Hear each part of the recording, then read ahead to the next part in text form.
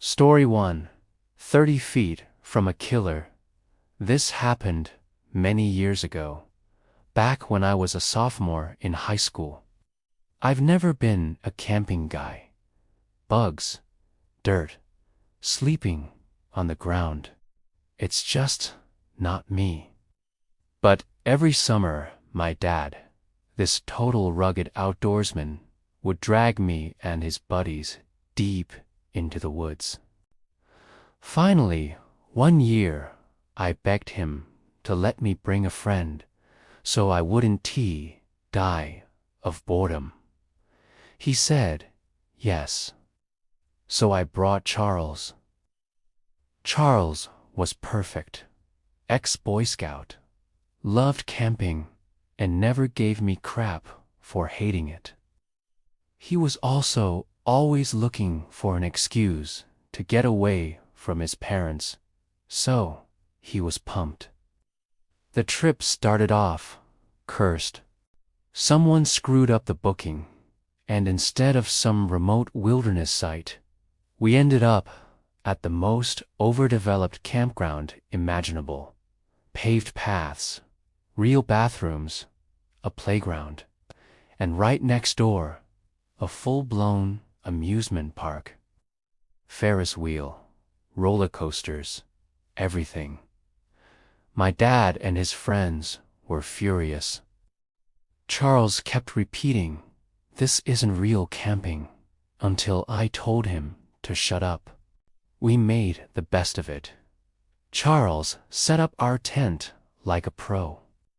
Even my dad gave an approving nod, which annoyed me more than it should have. That night, after dinner, Charles and I slipped into the woods with his little metal pipe and an Altoids tin of weed. Nothing heavy, just enough to take the edge off.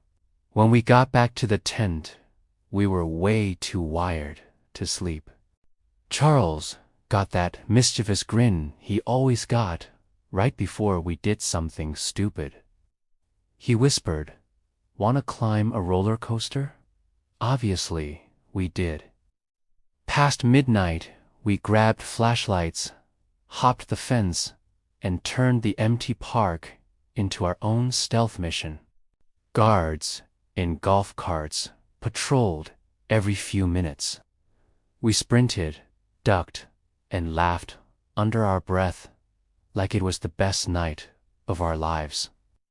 We reached the biggest coaster, found the maintenance stairs, and climbed all the way to the top. The view was insane. We took one quick photo and started back down. On the way out, everything changed. We were 5 minutes from the fence when a golf cart rolled by. We dove behind a snack stand and waited.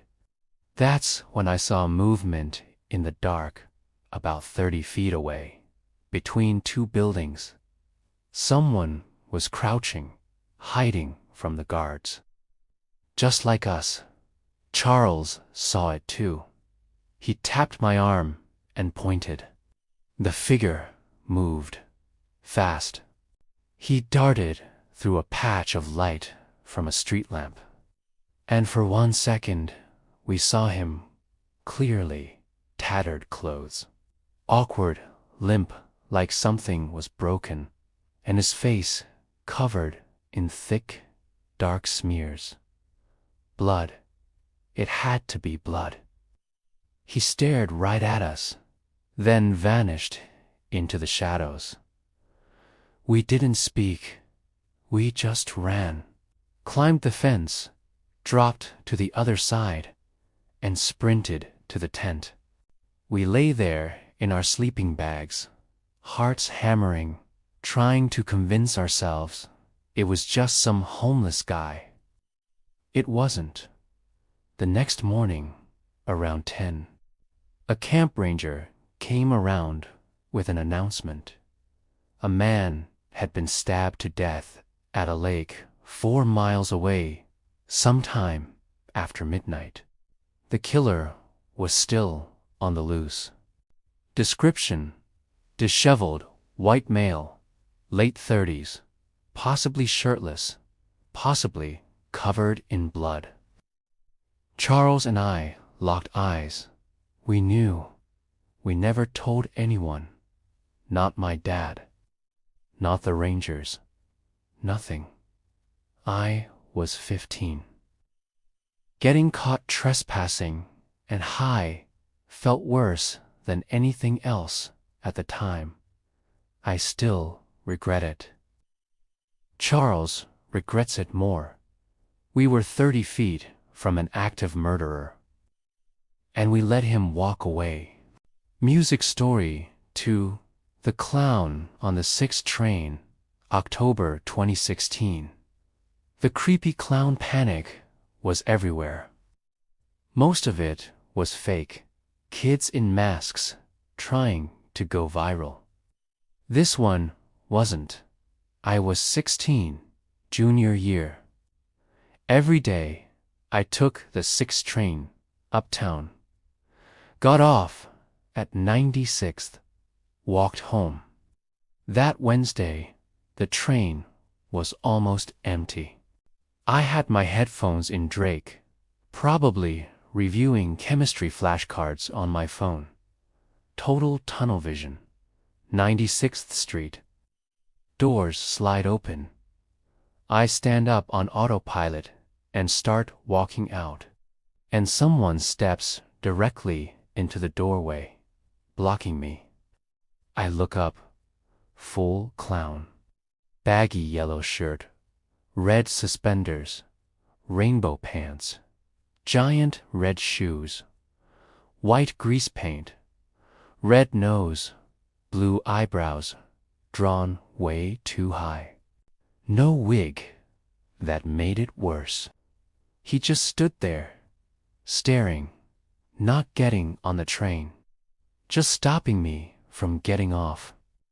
5 seconds until the doors close. I tried to push past. The second I touched him, he bent down, slow and deliberate, like he wanted to be eye level with me. I panicked, shoved harder, and bolted. He lunged. I heard him hit the platform behind me and start running. His footsteps weren't normal, jerky, too fast, like his limbs didn't quite match. I glanced back and saw the knife in his hand. Kitchen knife. Long. The station was dead quiet in the middle of the afternoon. I was alone. I flew up the stairs, 2 at a time, burst onto the street, and called the police. By the time officers went down to look, he was gone. I kept waiting for him to show up at my house. He never did. But for weeks, I couldn't ride the subway without checking every corner. Story 3: The night shift lifeguard job I barely escaped. I'd been out of undergrad 2 years, bouncing between odd jobs when I saw a listing on Indeed. Lifeguard, private hotel pool, $30 an hour.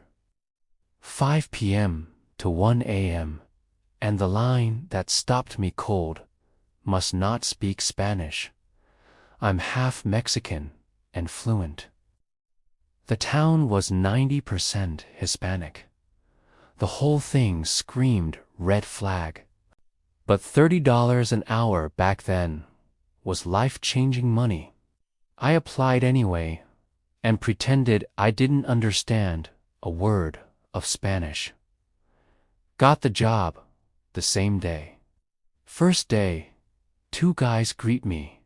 One short and friendly, estaban. One tall and cold Hef, clearly the boss. Hef immediately starts speaking to me in Spanish to test me. I stare blankly. They laugh, slap me on the back, say they're just messing with me. Job was simple. Sit in a chair, collect cash from non-guests who wanted to use the pool. And if anyone showed a blue wristband, unlock the pool house, a big windowless building behind the stand, and let them in. First few weeks were weird, but fine. Then the wristband people started coming. They'd go in with flat bags, come out an hour later with bags that were suddenly heavy and full. People started overpaying me by hundreds of dollars by mistake. Hef told me not to worry about it and hung up mid-sentence when I asked. I overheard conversations in Spanish I wasn't supposed to understand. Drugs. Lots of drugs. Then one day, a kid started drowning. Turned out to be the boss's son. I pulled him out. Next shift, they greeted me with wine and applause. One guy made a toast in Spanish about all the money they were making and all the lives we're destroying. Everyone laughed. I laughed with them. I hated myself for it. The final straw, my mom called. She only spoke Spanish. I stepped away to a corner I thought was private and took the call. When I hung up and turned around, Esteban was standing 2 feet away, staring. "How long have you spoken Spanish?" I lied terribly. He just said, "Okay," in the flattest voice I've ever heard, and walked away. End of shift, he handed me $200 cash and told me to come in an hour early tomorrow. He had a new opportunity for me. I never went back. 4 months, I jumped at every van that slowed down near my house. I still didn't know exactly what they would be done if I'd shown up that next day.